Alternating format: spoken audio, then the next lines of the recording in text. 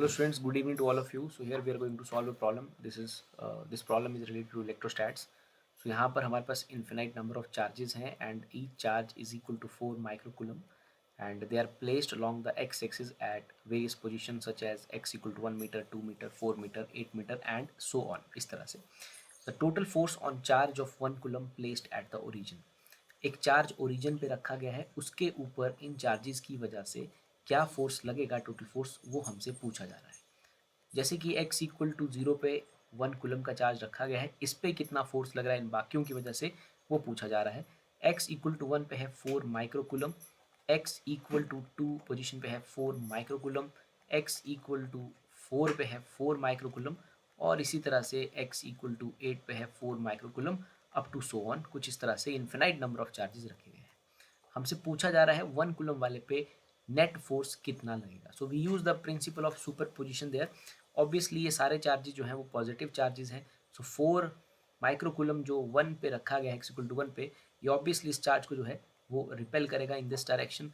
Similarly बाकी सारे charges भी 1 कूलम को रिपेल करेंगे।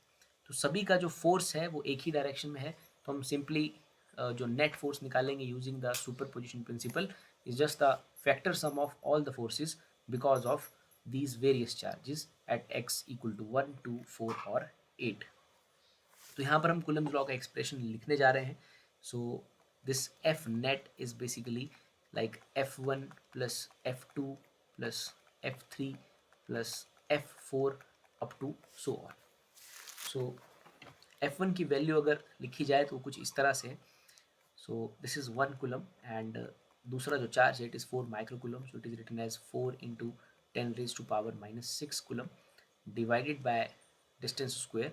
ये यहाँ से 1 मीटर के डिस्टेंस पर है, तो इसलिए 1 स्क्वायर और के की वैल्यू को हम यहाँ पर लाइक इलेक्ट्रोस्टैटिक कांस्टेंट को हम के लिख लेते हैं। प्लस F2 की वैल्यू जो है वो भी इसी तरह से आ जाएगी, k into 1 coulomb multiplied by 4 into 10 raise to power minus 6, दोनों कूलम में है। मैं यहाँ सी बार बार नहीं लिख रहा हूँ, this is coulomb and this is also coulomb there and divide by distance square. तो दूसरे चार्ज से जो ओरिजिन पे चार्ज है वो 2 मीटर के डिस्टेंस पर है, so it is written as 2 square. Plus अगला जो फोर्स होगा it is like k into 1 coulomb into 4 into 10 raise to power minus 6 divided by distance square.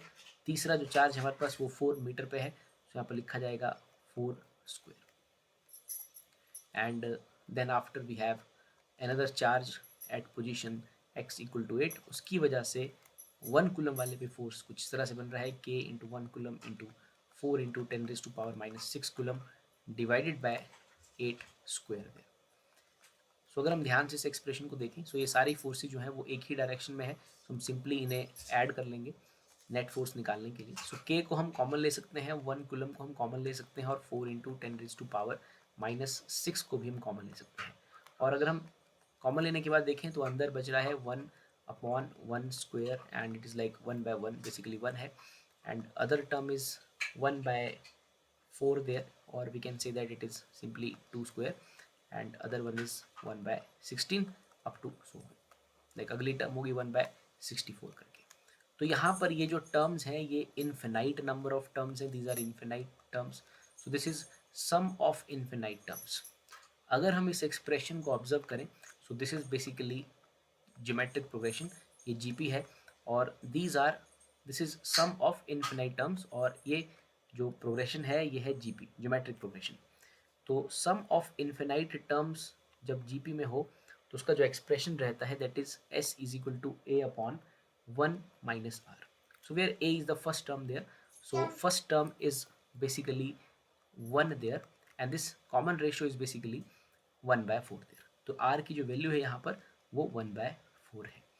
जैसे आप एक्सप्रेशन को ऑब्जर्व करें, इस सम ऑफ इन्फिनाइट जीपी को ऑब्जर्व करें, like first term is 1/1 and then basically 1 and other one is 1/4 and other one is 1/16।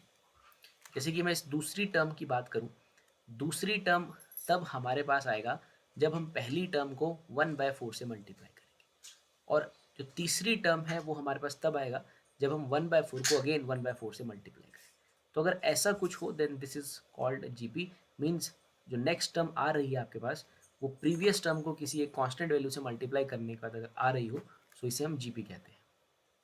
So GP है, and sum of infinite terms in GP का जो फॉर्मूला है that is S equal to a upon 1 minus r. इसको लगा के हम यहाँ पर इस इन्फिनाइट सम को सॉल्व कर सकते हैं आसानी से। k का जो वैल्यू है that is 9 into 10⁻⁹। So let's suppose these charges are in vacuum, so it is 4 into 10⁻⁻6। एक चार्ज यहाँ पर 1 है, so it is simply 1 there. And हम इस एक्सप्रेशन को पहले सॉल्व कर लेंगे इन्फिनाइट टर्म्स के। So S n sum of n terms is like a is 1 there, and 1 minus that common ratio is 1 by 4. So we will solve that expression, and Sn का जो value है 1 upon 4 minus 1 upon 4. So Sn की value हम find out कर लेंगे that is 4 by 3. So ये value आ रही है students हमारे पास 4 by 3. And now we have the answer for this. We do just do the multiplication there and get our answer. तो उसको सॉल्व करने पे जो आंसर आता है that is 4.8 into 10⁻⁴ newton. So this is the force that is acting on this charge of 1 coulomb placed at the origin. इन सभी की वजह से जो फोर्स था वो एक ही डायरेक्शन में था, so we just do the vector sum there, but all are in the same direction, so we can simply add the net force, add and get the net force. But यहाँ पर जो expression है it is GP there, sum of infinite terms, this is geometric progression there. So sum का formula हमने इस्तेमाल किया है that is a upon 1 minus r, and that some comes out to be 4/3। So इस तरह से आप ऐसी किसी भी इनफिनाइट टर्म्स वाली प्रॉब्लम को आसानी से सॉल्व कर सकते हैं। Thank you.